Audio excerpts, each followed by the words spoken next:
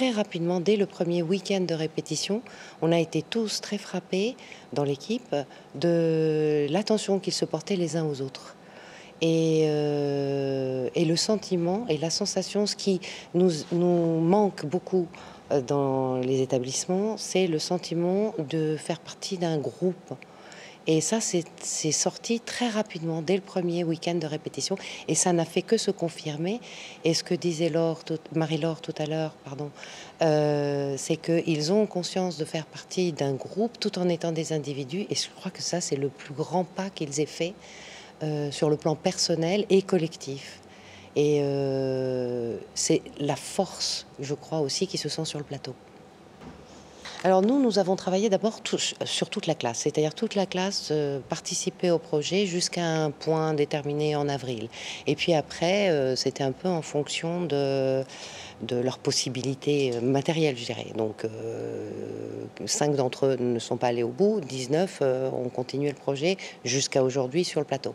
Donc on a beaucoup travaillé avec l'ensemble de la classe, notamment les TPE par exemple. Hein, ce sont les travaux de personnel encadré, donc ils ont travaillé sur le thème du 11 septembre dans des directions très variées, les uns sur la reconstruction de Ground Zero, les autres sur le thème du mythe du pompier par exemple. Enfin bref, donc le travail pédagogique qui servant au bac d'ailleurs, puisque c'était leur première vague de projets, de bac, d'épreuves anticipées qui s'est faite cette année.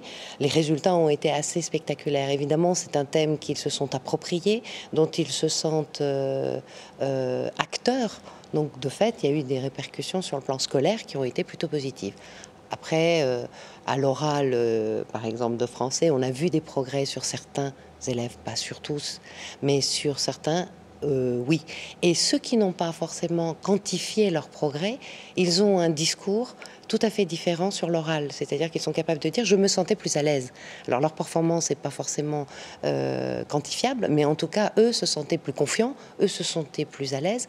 Donc on peut imaginer que les épreuves qui les attendent cette année seront plus aisées et qu'ils y seront plus à l'aise. C'est déjà ça.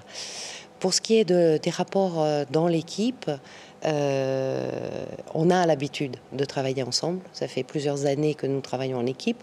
Alors elle tourne, elle change, mais c'est vrai que quand on nous a présenté le projet, et que ça nous a fait un peu peur, c'est-à-dire on s'est dit quand même, waouh, quelle grosse machine, quelle énergie il va falloir. Il fallait absolument que l'équipe soit constituée de gens qui s'entendent très bien. Donc on s'est vraiment choisi par amitié, puisqu'on se connaît quand même depuis de longues années. Voilà, donc l'équipe a fonctionné bien évidemment parce que déjà il y avait de l'affect, et puis avec les élèves évidemment aussi.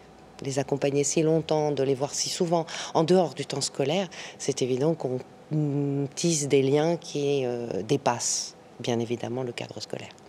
Sans le soutien ni de l'administration, ni évidemment de toute l'énergie de citoyenneté jeunesse, tous les partenaires qu'on a pu avoir. Mais évidemment que le proviseur et le CPE d'ailleurs, qui fait partie de l'équipe, il fallait aussi d'abord qu'ils acceptent des contraintes qui étaient particulières d'emploi du temps, d'absence. Là par exemple à la rentrée, où il va falloir que ces jeunes gens puissent répéter jusqu'au 12 septembre. Donc il faut aussi que l'administration appuie, soutienne et encourage, ce qui a été le cas.